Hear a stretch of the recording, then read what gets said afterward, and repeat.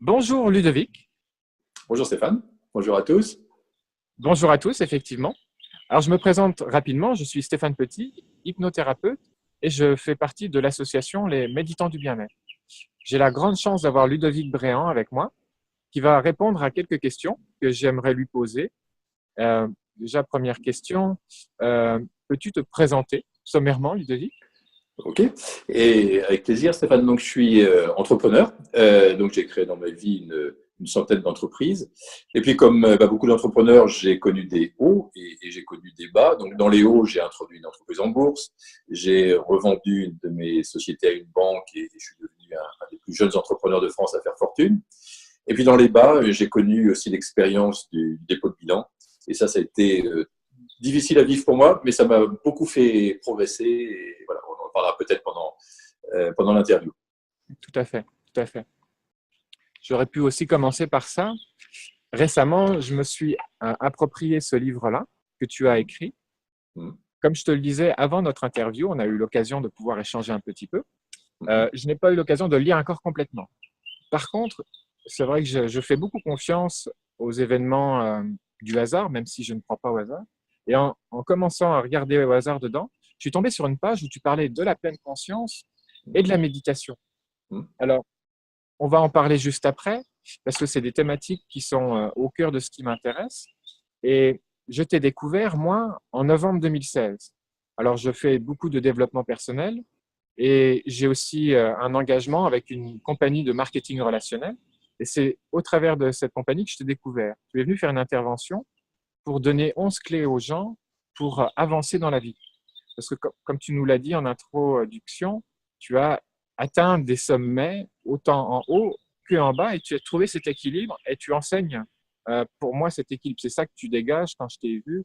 Je me suis dit, waouh, cet homme-là, il a trouvé l'équilibre. Il a réussi à trouver ce bon lien. Et voilà, quand tu as parlé sur scène, tu nous as invités à être attentifs aux signes de la vie, aux synchronicités, et tu as vécu une expérience que j'aimerais que tu nous partages, si tu es d'accord, par rapport aux signes du corps. Est-ce que tu vois de quoi je parle?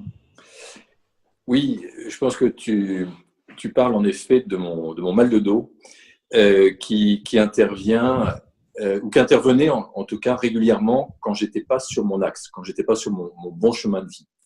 Ou quand je voulais forcer les choses. Moi, j'étais pas dans le flux, j'étais pas dans les choses naturelles, j'étais pas, je voulais absolument forcer les choses. Ça, c'est quelque chose qui me caractérisait, je dirais, dans ma première vie d'entrepreneur. C'est-à-dire que je me fixais un objectif et il fallait que j'y arrive. Et il fallait que j'y arrive coûte que coûte. Et, et ça, j'ai compris que c'était pas la bonne manière, c'était pas le bon chemin d'entreprendre. J'ai compris, entre autres, quand j'ai fait un retour sur moi suite à mon dépôt de bilan. Et, et donc, alors, oui, je peux développer cette anecdote, mais donc, dans ma première vie professionnelle, par exemple, j'ai acheté une unité de production, une usine dans laquelle il y avait 180 personnes. Et le jour de la signature, donc de la vente en fait de cette usine, eh bien, je passais dans le pôle comptable dans le groupe, et puis une comptable me dit, et puis j'avais mal au dos, et je ne sais pas pourquoi ça me revient régulièrement, et je visualise encore cette comptable qui me dit, ah Monsieur Bréant, vous avez mal au dos, hein, ben, vous portez trop vous. Puis sur le moment, je me dis qu'est-ce qu'elle me raconte, puis je passais à autre chose, et puis j'avançais.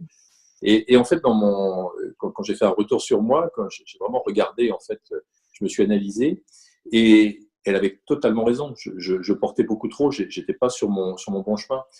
Et, et même après avoir fait donc ce retour sur moi, donc, et ça c'est plus récent, ça date de 3 ans et demi, 4 ans peut-être, j'ai voulu lancer un autre projet. En 2 mots, c'était un incubateur, mais un incubateur d'entreprises éthiques. Donc, je voulais aider des entreprises éthiques à se lancer, des porteurs de projets qui avaient des bons projets pour l'humanité à se lancer. Et c'est un projet vraiment d'envergure avec une école, avec un coworking, avec un bâtiment qui faisait plus de 1000 mètres carrés, enfin, etc. Vraiment un gros truc. Et puis, rien n'était fluide. Et, et donc, je participe à un stage de développement personnel qui était plutôt axé sur l'entrepreneuriat. Et je présente mon projet en fait aux autres participants. Et là, je me prends un mal de dos terrible. Et quand je reviens dans le Pays Basque, donc c'était dans la région parisienne, quand je reviens dans le Pays Basque, j'ai eu un mal fou à revenir. Et là, par contre, je m'observe, chose que je ne faisais pas avant, et je me suis dit, mais attends Ludovic, si tu es comme ça, si tu te reprends un mal de dos, là, il y a quelque chose encore qui ne va pas, t'es pas certainement pas sur ton bon projet. Et quasiment immédiatement, j'ai remis en question ce projet qui était pourtant bien avancé, et voilà, et j'ai dit, bon, c'est pas le projet pour toi, et j'ai tout arrêté. Donc là, maintenant, j'écoute les signes de mon corps. Ça, c'est nouveau. D'accord. Ouais, ton histoire me fait vraiment résonner parce que je pense que j'ai aussi des tendances à être un peu comme ça, à prendre des décisions et que ça passera coûte que coûte. Et des fois, non. Il y a des parties de nous qui veulent nous guider pour notre mieux. Et c'est chouette de pouvoir d'apprendre à les écouter comme ça. Donc, maintenant, peux-tu me dire un mot comment tu utilises et la pleine conscience et la méditation dans ta vie de tous les jours? Oui, je l'utilise de plus en plus. J'étais avec un accompagnant spirituel là, il y a quelques semaines, et je lui expliquais justement que je méditais donc le matin. Alors au départ déjà j'ai eu un mal fou à méditer, parce que moi je suis très mental, et donc je crois que j'étais le plus mauvais élève en méditation. Au bout de 30 secondes déjà j'avais les fourmis dans les pieds, j'avais des idées qui me traversait la tête, et donc j'ouvrais les yeux, je dis attends, faut que je note cette idée, faut pas que je l'oublie. Enfin, c'était un truc de fou.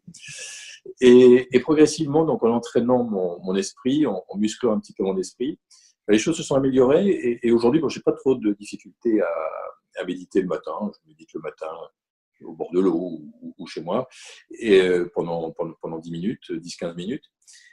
Mais en parlant donc avec ce maître ou ce sage là, dont je te parlais, il me dit mais pourquoi tu ne fais pas davantage, et donc il m'a lancé un challenge. Ce serait de méditer 5 fois dans la journée. Alors pas forcément de longs moments, mais ça peut être 2, 3, 4 minutes à chaque fois.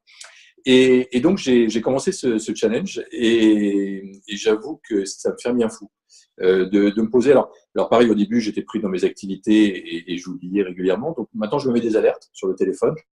Et donc toutes les 2 heures, en gros, ça sonne. Et je dis, tiens, il faut que tu médites. Donc voilà comment je m'organise. C'est un exemple tout bête et très concret, mais de quelqu'un qui était certainement le pire élève. Voilà, je ne dis pas que je suis le meilleur, loin de là, et puis peu importe, mais en tout cas, je m'améliore tous les jours.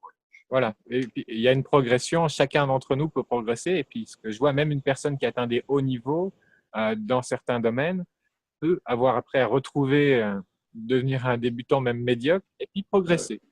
C'est une question de persévérance, hein, je vois, c'est intéressant. Exactement, et c'est important. Oui, pardon Stéphane, c'est important de continuer à apprendre au quotidien. Moi, voilà, je suis un éternel étudiant. Moi, j'apprends tout le temps, et de plein de personnes.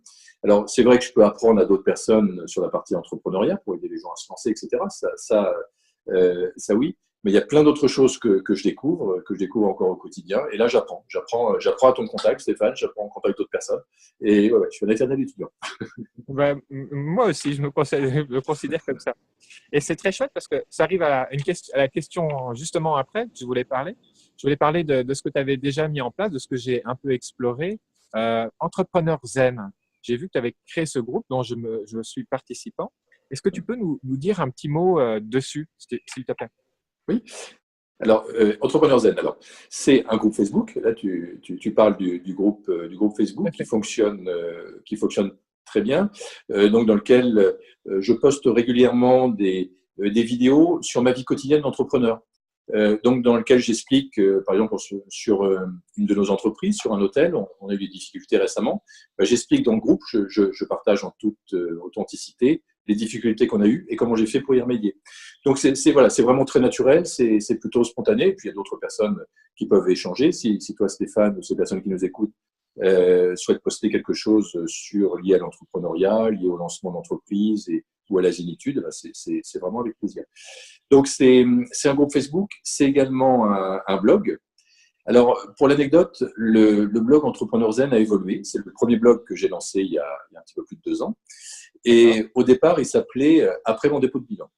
parce que ça correspondait à l'énergie que j'avais à ce moment-là. Et je voulais aider les personnes aussi qui étaient dans cette souffrance-là du dépôt de bilan. Et puis, au bout d'un an, j'en avais un petit peu assez de, de parler de choses qui n'étaient pas forcément très agréables. Et donc, j'ai fait évoluer par intuition, en fait. Ça m'est venu, j'ai fait évoluer le blog et qui est devenu Entrepreneur Zen. Donc, il y a des articles réguliers. Tous les jours, en fait, je poste quelque chose, ce que j'appelle la Minute Entrepreneur Zen. Et donc, les personnes qui nous écoutent peuvent s'inscrire également et recevoir tous les jours donc, leur Minute Entrepreneur Zen. Donc, il suffit d'aller il suffit de taper Entrepreneur Zen et on trouve le lien pour aller sur le blog. Donc voilà, l'idée, c'est vraiment d'aider les personnes à lancer leur entreprise ou leur activité. Parce que quand on parle d'entreprise, on peut s'imaginer une grande entreprise.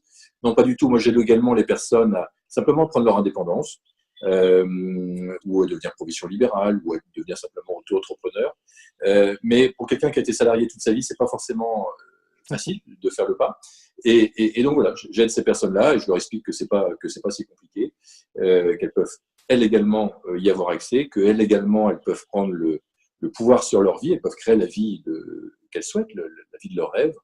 Et voilà, c'est tout ça que je partage mon expérience là-dessus. Et puis en complément, j'aide également les gens qui ont déjà leur entreprise et qui n'ont peut-être pas forcément le succès qu'elles veulent, à avoir plus de succès et à devenir plus zen aussi. Parce qu'on peut aussi avoir du succès, mais ne pas être zen. Et ça c'est quelque chose que j'ai connu. Mais souvent, ça ne dure pas longtemps.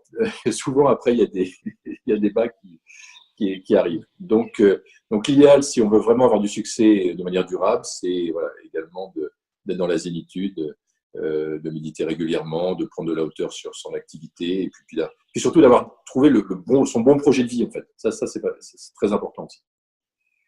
Je me rappelle que ça fait partie des clés, justement, que tu avais souligné, trouver sa mission de vie un petit peu, de pourquoi, ce qui a du sens pour nous. Et c'est pour ça, d'ailleurs, je pense qu'on a cet entretien-là aussi, parce que j'ai ressenti que à côté, en même temps de cet aspect entrepreneurial que tu dégages, tu incarnes très bien, je trouve, tu as aussi cette dimension à aider des personnes qui sont dans le bien-être. Hein. Je t'ai parlé de l'association Les Méditants du Bien-être, la méditation, tout ce qui est déjà zen.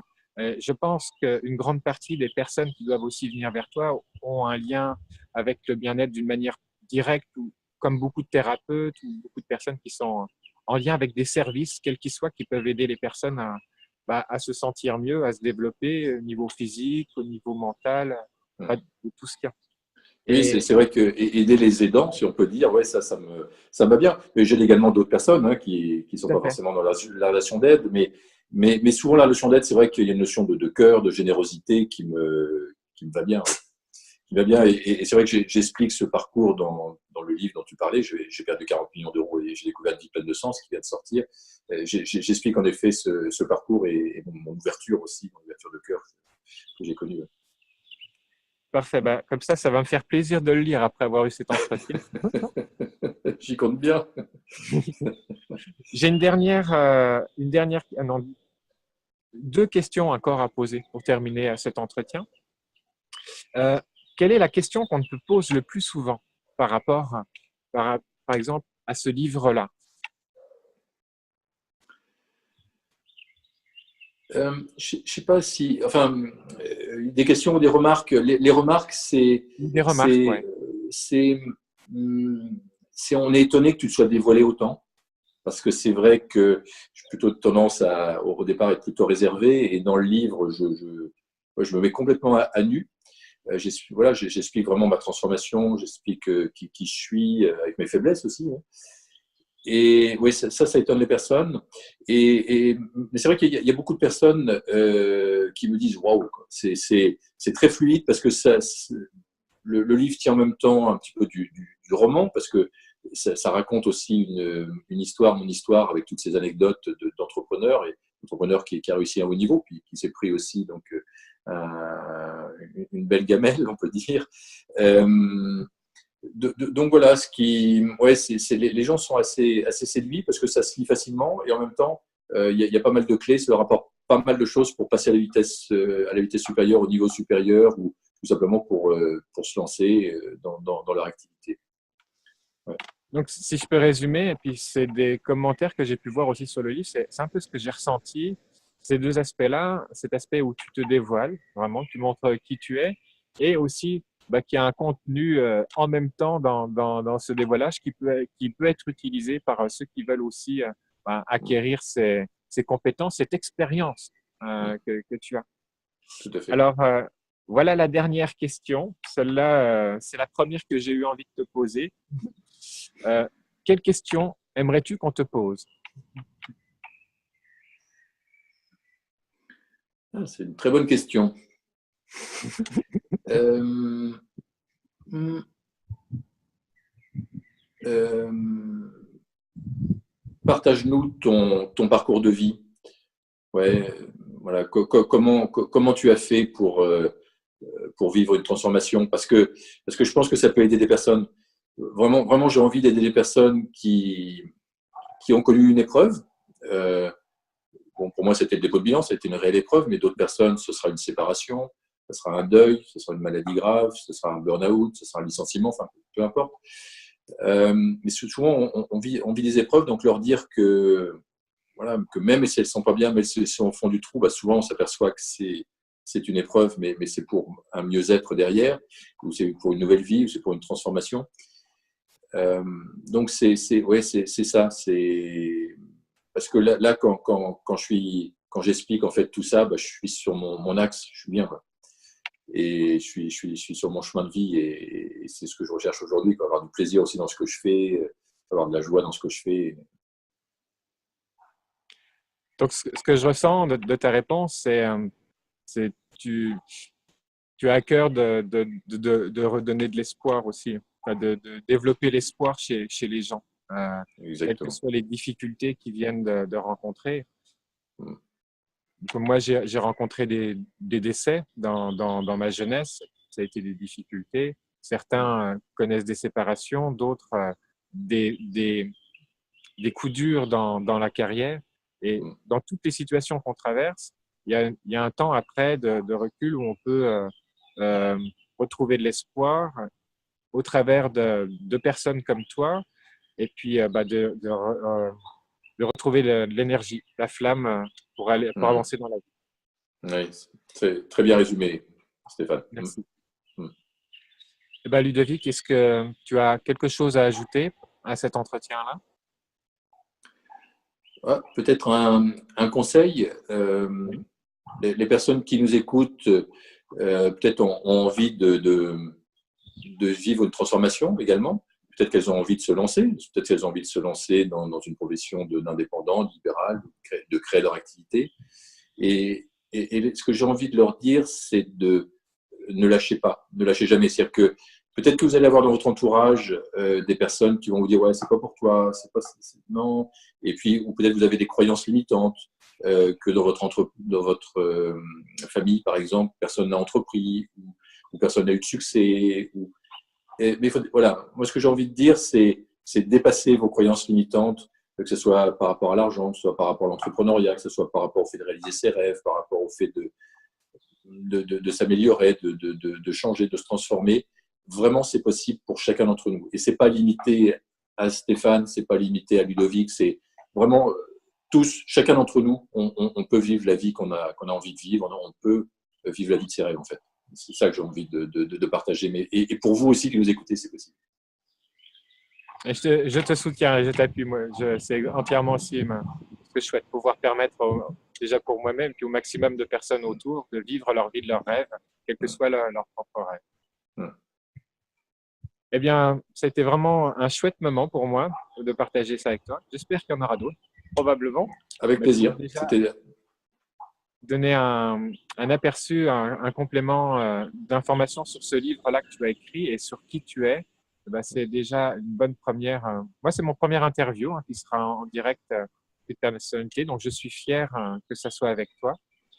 Et, et voilà, je pense que c'est une bonne action inspirante, imparfaite, bien réalisée et qu'on va pouvoir diffuser ça sur mon blog et puis tu verras après ce que tu pourras en faire. Voilà. C'est génial, Stéphane. Merci. Bon, moi aussi, c'était un réel plaisir cette interview. C'est une belle interview. Un honneur aussi toi, que ce soit la première pour toi. Je suis vraiment content. Puis, je suis également ce que tu fais et je trouve que c'est vraiment très inspirant. C'est très bien. Donc, je te souhaite vraiment le meilleur. Merci, Ludovic. À bientôt. À très bientôt.